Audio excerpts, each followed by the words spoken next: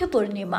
आज के ही दिन गौतम बुद्ध का जन्म हुआ था। इसी दिन उन्हें ज्ञान की प्राप्ति भी हुई थी और इसी ही दिन उनका महानिर्वाण भी हुआ था। बुद्ध पूर्णिमा एक पब्लिक हॉलिडे भी है। हमारे विष्णु भगवान के 10 अवतारों में से एक गौतम बुद्ध के बारे में आप ये सब तो जानते ही होंगे, लेकिन आज हम इन्हीं से जुड़े कुछ रहस्यमय बातों को डिटेल में जानेंगे। तो वहीं आपको आज कुछ ऐसी बातें पता चलेंगी जिनको जानकर आप भी चौंक उठेंगे। तो दोस्तों, वैसे तो इस दुनिया में 300 से भी ज्यादा धर्म मौजूद है, लेकिन उन्हीं में से एक है बुद्धिज्म यानी कि बौद्ध धर्म, जो कि क्रिश्चियनिटी, इस्लाम और हिंदू धर्म के बाद दुनिया का चौथा सबसे बड़ा धर्म माना जाता है। दरअसल बौद्ध धर्म दुनिया के सबसे पुराने धर्मों में से एक है, जो आज से करीब 500 साल पहले गौतम बुद्ध के द्वारा भारत में शुरू किया गया था और आज दुनिया की 7% से भी ज्यादा आबादी यानी कि करीब 54 करोड़ लोग इस धर्म को फॉलो करते हैं। तो दुनिया में बौद्ध धर्म की शुरुआत आखिर किस तरीके से हुई, इस धर्म के सिद्धांत और शिक्षाएं क्या है, कैसे ये दुनिया के सबसे बड़े धर्मों में से एक बना, आज इस वीडियो में हम इन बातों को भी जानेंगे।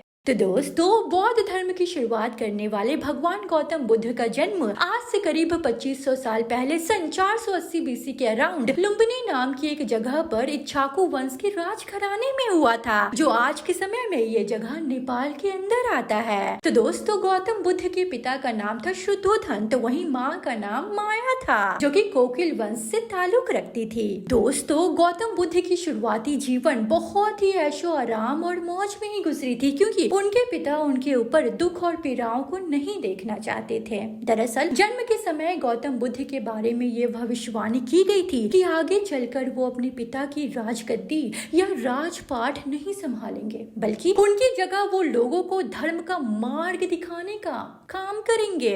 और ये भविष्यवाणी सुनने के बाद उनके पिता यानी कि राजा शुद्धोधन काफी चिंतित हो गए थे। इसलिए उन्होंने ये फैसला लिया कि वो सिद्धांत को एक ऐसा जीवन देंगे जो पूरी तरीके से खुशियों से भरा होगा और जहाँ संसार के दुख व पीड़ाएं उन्हें छू भी नहीं सकेंगी। और यही वजह थी कि गौतम बुद्ध ने अपना शुरुआती जीवन आलीशान महलों में रहकर ही बिताया, जहाँ उनकी हर एक इच्छा को पूरी की जाती थी। यहाँ तक कि राजा शुद्धोधन ने सिद्धांत की सेवा में लगाए बूढ़े, बीमार व बदसूरत दिखने वाले नौकरों को भी महल से निकाल दिया था और उनकी जगह पर जवान और सुंदर नौकर ही गौतम बुद्ध की सेवा में लगाए जाते थे। उनके सेवा में लगा कोई भी नौकर उनसे जीवन के दुखों के बारे में कोई भी कभी भी बात नहीं करता, जिसके चलते गौतम बुद्ध को ये कभी पता ही नहीं चल सका कि इंसान के जीवन में दुख जैसी कोई चीज भी होती है, बल्कि उन्हें तो ऐसा लगता था कि दुनिया में खुशियों के अलावा और कुछ भी नहीं। यहाँ तक कि दोस्तों, उनकी एक पसंद की कन्या से उनका विवाह भी करा दिया गया, जिसके बाद उनका एक राहुल नाम का पुत्र भी हुआ। लेकिन गौतम बुद्ध कभी भी अपने जीवन से संतुष्ट नहीं हो पाए। उन्हें कभी भी संतुष्टि प्राप्त, कभी भी संतुष्टि महसूस नहीं होती थी। उन्होंने अपने जीवन के 29 साल इसी तरह महल में रहकर ऐशो आराम के साथ बिताए थे। लेकिन 29 सालों में पहली बार ऐसा हुआ कि वो किसी तरह अपने महल से बाहर निकले और बाहर निकलने के बाद उन्होंने जिंदगी के हकीकत को देखा और जिसके बाद वो तो हैरान और दंग रह गए। दरअसल बाहर निकलकर उन्होंने पहली बार बूढ़े, बीमार, दुखी और मरे हुए व्यक्ति को देखा और उन्हें जब पता चला कि ये सारे दुख ही दुनिया के हर एक इंसान को झेलने पड़ते हैं, तो उन्हें जिंदगी की असली सच्चाई का एहसास हुआ, जिसे जानने के बाद वो भी बहुत ज्यादा दुखी हो गए। और इसी तरह जब वो एक और बार अपने महल से बाहर घूमने के लिए निकले, तो उन्होंने एक सन्यासी व्यक्ति को देखा जो उन्हें दुनिया के बाकी लोगों से कई ज्यादा खुश और समझदार लगे। उन्हें देखते ही गौतम बुद्ध ने ये तय कर लिया कि वो भी अपना राजपाट और लग्जूरियस लाइफ को त्याग करके अपना बाकी का जीवन भी उस मोंक की तरह ही बिताएंगे, ताकि वो इंसान के जीवन से जुड़ी कठिनाइयों और दुखों का जवाब खोज सके।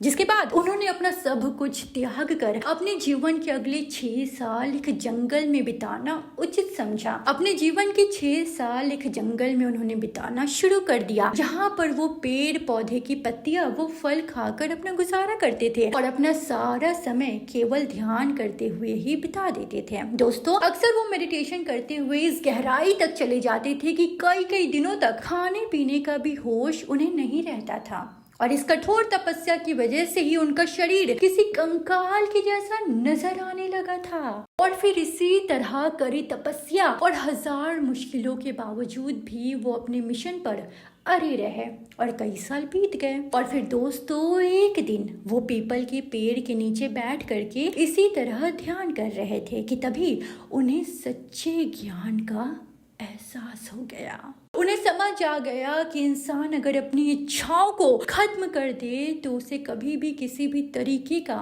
कष्ट या दुख कभी नहीं होगा। साथ ही उन्हें ये भी एहसास हुआ कि दुनिया में सब कुछ समय के साथ लगातार बदलते रहता है और इंसानों के पास उन चेंजेस को स्वीकार करने के अलावा और कोई भी रास्ता नहीं होता। ये विचार आते ही उनके मन से मौत का डर पूरे तरीके से समाप्त हो गया, या फिर दूसरे शब्दों में कहे तो उन्हें ज्ञान की प्राप्ति हो चुकी थी।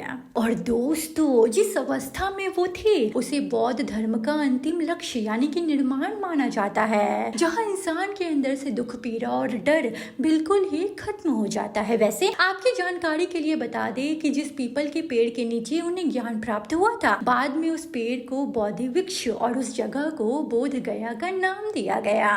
और अब गौतम बुद्ध चाहते थे कि दुनिया के दूसरे लोग भी उनके तरह ही निर्वाण प्राप्त करके अपने दुखों से मुक्ति पाले। इसलिए उन्होंने 4 ऐसे नियम बनाए जिन्हें फॉलो करके दुनिया का कोई भी इंसान निर्वाण प्राप्त कर सकता है। और इन 4 नियमों को 4 नोबल ट्रूथ यानी कि 4 आर्य सत्य कहते हैं।